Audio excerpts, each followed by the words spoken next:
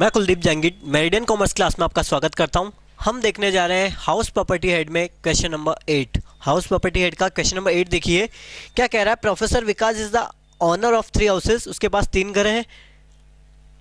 The municipal valuation of which are ₹50,000, 75,000, 96,000 respectively. All the 3 houses are used by professor Vikas for his own residential purpose. Self occupied house है। एक से अगर ज़्यादा self occupied house होता है तो एक घर को आपको क्या मानना है, जिसकी एक घर की एनएवी क्या लेनी है, आपको नील लेनी है। तो जिसकी वैल्यू ज़्यादा होगी उसे क्या कर लेंगे, नील मान लेंगे। देखिए एक की है 50,000, एक की है 75,000 और एक की है 96,000। तो जो 96,000 वाला है उसकी एनएवी क्या मान लेंगे, 0 मान लेंगे। आगे लिखा हुआ है क्वेश्चन में, all the 3 houses are used by professor Vikas for his own residential purpose. Fair rent of all the 3 houses is generally 20% higher to municipal value। Fair rent है, म्यूनसिपल वैल्यू से 20% हायर है। 50,000 म्यूनसिपल वैल्यू है, 20% higher करेंगे तो value कितनी आएगी, 60,000। 75,000 है, 20% higher करेंगे तो वैल्यू कितनी आएगी, 90,000। और एक जो 96,000 उसकी वैल्यूशन नहीं करेंगे क्योंकि एनएवी क्या लेंगे, 0 लेंगे। एक सेल्फ ऑक्यूपाइड हाउस की एनएवी 0 लेनी है। एक सेल्फ ऑक्यूपाइड हाउस की एनएवी क्या लेनी है, 0 लेनी है।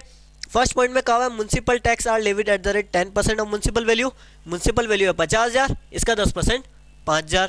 म्युनिसिपल वैल्यू है 75,000, इसका 10% 7,500। जीएवी में से म्युनिसिपल टैक्स लेस करेंगे तो आपके पास आएगा एनुअल वैल्यू। एनुअल वैल्यू आ चुका है, स्टैंडर्ड डिडक्शन लेस करेंगे। Standard deduction at the rate 30% less करेंगे। 55,000 में से स्टैंडर्ड डिडक्शन लेस करेंगे 16,500 और 82,500 का 30% 24,750। अमाउंट लेस करेंगे तो टैक्सेबल इनकम आएगी 38,500, 57,750। 38,500, 57,750।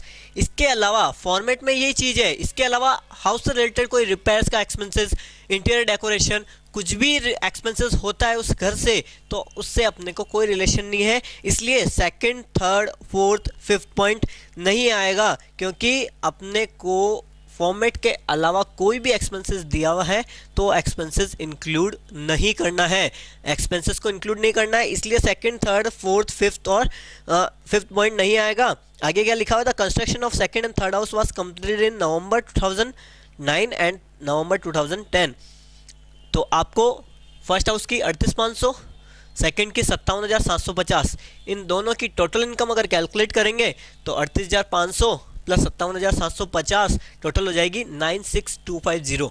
इस तरीके से इस क्वेश्चन में हाउस प्रॉपर्टी इनकम की कैलकुलेशन की जाएगी। ओके।